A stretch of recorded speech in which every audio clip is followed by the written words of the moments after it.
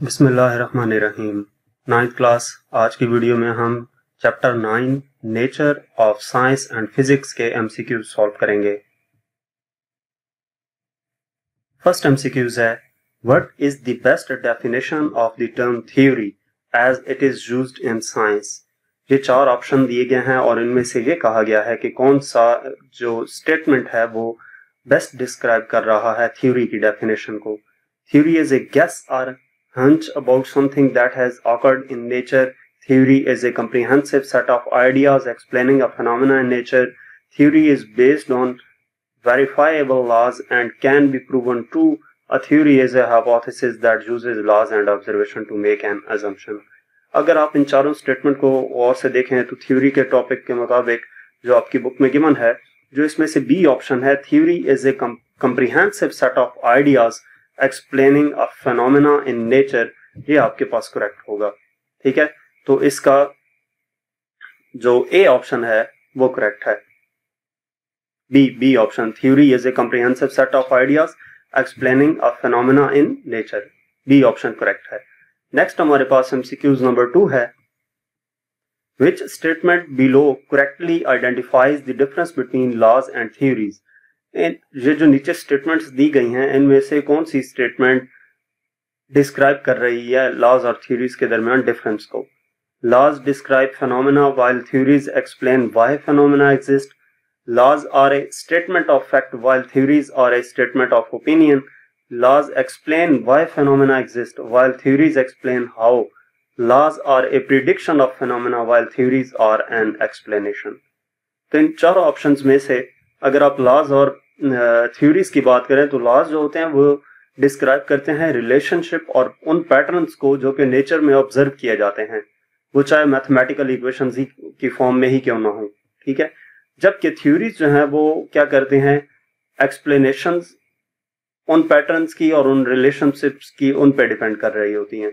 तो इसके मुताबिक हमारे पास जो ए ऑप्शन है वो करेक्ट है कि laws describe phenomena while theories explain why phenomena exist, कि लॉज फेनोमेना को डिस्क्राइब करता है और थ्योरी उस फेनोमेना के बारे में ये बताती है कि वो फेनोमेना एग्जिस्ट क्यों करता है। नेक्स्ट एमसीक्यूज नंबर 3 है, why do scientist develop a hypothesis before conducting research, कि साइंटिस्ट जो होते हैं वो हाइपोथेसिस क्यों डेवलप कर लेते हैं रिसर्च कंडक्ट करने से पहले। It gives them direction on how to interpret the results of their research. It helps to predict outcomes and define the parameters of the research. Hypotheses give the researcher an outcome to shape their work around. Or D option है, hypotheses help a researcher decide which observations to record and which to ignore. तो अगर हम hypothesis की बात करें तो basically hypothesis क्या करता है, वो हमें एक टेस्टेबल ट्रीटमेंट या प्रेडिक्शन प्रोवाइड करता है और उस प्रेडिक्शन की बेस पे हमें एक गाइडलाइन मिलती है एक्सपेरिमेंट को डिजाइन करने के लिए। ठीक है, और इसके साथ साथ जो रिसर्चर्स हैं उनकी हेल्प होती है कि उन्होंने किस चीज पे फोकस करना है, किन ऑब्जर्वेशंस पे फोकस करना है और वो इस स्टडी की मदद से क्या डिफाइन करेंगे। तो इसका मतलब ये है कि इन चारों ऑप्शंस में से हमारे पास जो बी ऑप्शन है, it helps to predict outcomes and define the parameters of the research, ये ऑप्शन करेक्ट है, B option. Next MCQs number 4 है, the branch of physics that is most important when studying how glasses help people see, कि कौन सी physics की branch है जिससे हमें यह पता चलता है कि ग्लासेस की मदद से लोग देखते कैसे हैं। थर्मोडायनामिक्स टेम्परेचर से रिलेटेड है, इलेक्ट्रोमैग्नेटिज्म मैग्नेटिक फील्ड से रिलेटेड है, मैकेनिक्स जो है वो बॉडी की मोशन से रिलेटेड है, जबकि ऑप्टिक्स जो है उसमें उन ऑब्जेक्ट्स के बारे में डिस्कस किया जाता है जिनकी मदद से हम देखते हैं। तो इस वजह से इसका डी ऑप्शन करेक्ट होगा, ऑप्टिक्स।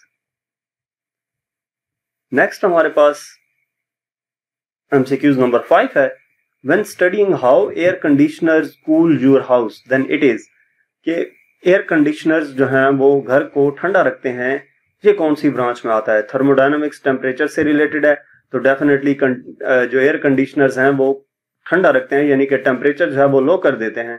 टेम्परेचर का इफेक्ट आ रहा है, इस वजह से इसमें ए ऑप्शन आएगा, थर्मोडायनामिक्स। नेक्स्ट एमसीक्यूज नंबर 6 है, the branch of physics that deals with the particles such as neutrons and protons. Physics की वो ब्रांच जो कि उन पार्टिकल्स के बारे में डील करती है जो कि न्यूट्रॉन्स या प्रोटॉन्स हैं, उनको हम क्या कहेंगे? सॉलिड स्टेट फिजिक्स है, प्लाज्मा फिजिक्स है, इलेक्ट्रिसिटी है या न्यूक्लियर फिजिक्स है? न्यूट्रॉन्स और प्रोटॉन्स कहाँ पे एग्जिस्ट कर रहे होते हैं? एटम में।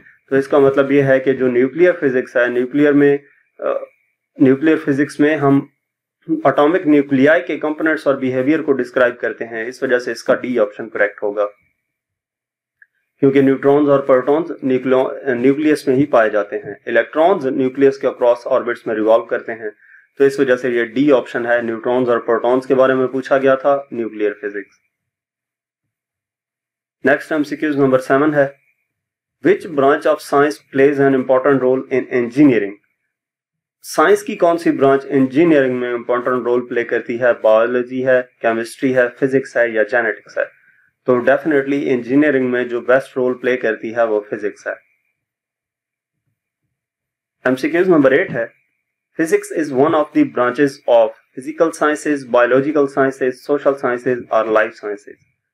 Physics one of the branches, biological living things होती हैं और फिजिकल साइंसेज जो होती हैं वो नॉन लिविंग थिंग्स होती हैं। तो इसका मतलब ये है ए ऑप्शन है फिजिकल थिंग्स, क्योंकि बायोलॉजिकल साइंसेज में हमारे पास बायो से रिलेटेड आ जाता है ज़ूलॉजी एंड बॉटनी, तो इसमें फिजिकल साइंसेज आएगा ए ऑप्शन। यहां तक हमारे पास इस चैप्टर के एमसीक्यूज थे। मजीद किसी भी चैप्टर की एक्सरसाइज का सोल्यूशन देखने के लिए हमारा चैनल विजिट करें। इसके अलावा अगर आप किसी भी सब्जेक्ट की ऑनलाइन जो हम ट्यूशन पढ़ना चाहते हैं तो हमसे व्हाट्सएप पे कांटेक्ट कर सकते हैं। Thank you.